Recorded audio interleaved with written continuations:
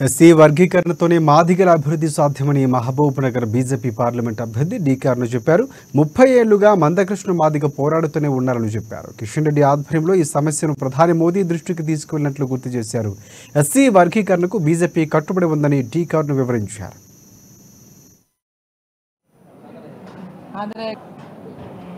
దేశవ్యాప్తంగా పార్లమెంట్ ఎన్నికలు జరుగుతున్నటువంటి నేపథ్యంలో మందకృష్ణ మాదిగ గారు ఇవాళ ఎన్నో సంవత్సరాల నుంచి దాదాపు 30 సంవత్సరాలుగా పైగా ఏబిసిడి వర్గీకరణ జరిగితేనే మాదిగల కుటుంబాలకు న్యాయం జరుగుతుంది, యువతకు న్యాయం జరుగుతుంది.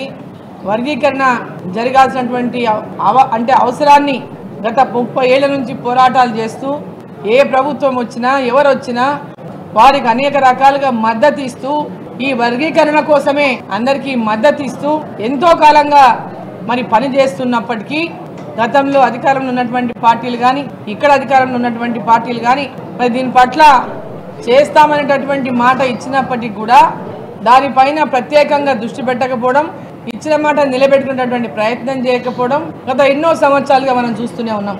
నరేంద్ర మోదీ గారు మా సమస్యలను వినడానికి రావాలి, మా సమస్యలు బహిరంగంగా మోదీ గారికి మేము తెలపదలుచుకున్నాం, మా సమస్యలను పరిష్కారం చేస్తామని మాట ప్రధానమంత్రి గారితో మాకు ఇప్పించాలి, మా కోరిక న్యాయమైనది ఉంటేనే మాకు హామీ ఇవ్వండి అని ఆ సమావేశానికి ప్రధానమంత్రి గారిని వారు ఆహ్వానించారు. మరి ఈరోజు ఏబిసిడి వర్గీకరణ విషయంలో మరి భారతీయ జనతా పార్టీ కట్టుబడి ఉన్నది. మరి ఆ యొక్క ఎన్నో ఏళ్లుగా కానటువంటి ఈ యొక్క వర్గీకరణ విషయంలో మరి భారతీయ జనతా పార్టీ కట్టుబడి ఉన్నది. ప్రధానమంత్రి గారు కూడా దీనిపైన కట్టుబడి ఉన్నారు. కాబట్టి ఈ యొక్క ఎన్నికల్లో భారతీయ జనతా పార్టీకి మద్దతు ఇస్తే మా యొక్క సమస్య పరిష్కారం అవుతుంది. ఇక మహబూబ్ నగర్లో డీకార్ను గెలుపు బాధ్యత ఎంఆర్పీఎస్దేనని మందకృష్ణ మాదిగ అన్నారు. షెడ్యూల్డ్ కులాల వర్గీకరణ కోసం ప్రధాని మోదీ భరోసా ఇవ్వడం సంతోషకరమని చెప్పారు.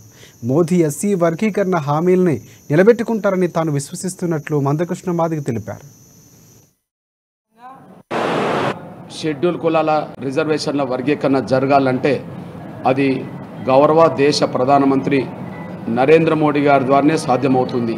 గౌరవ దేశ ప్రధానమంత్రి నరేంద్ర మోడీ గారి మీదనే నేను ఆశ పెట్టుకోవడమే కాకుండా మాదిగలందరూ ఆయన మీదనే ఆశ పెట్టుకున్నారు. మా స్వప్నం నెరవేరేది ఆయన ద్వారానేనని మేము సంపూర్ణంగా విశ్వసిస్తున్నాం.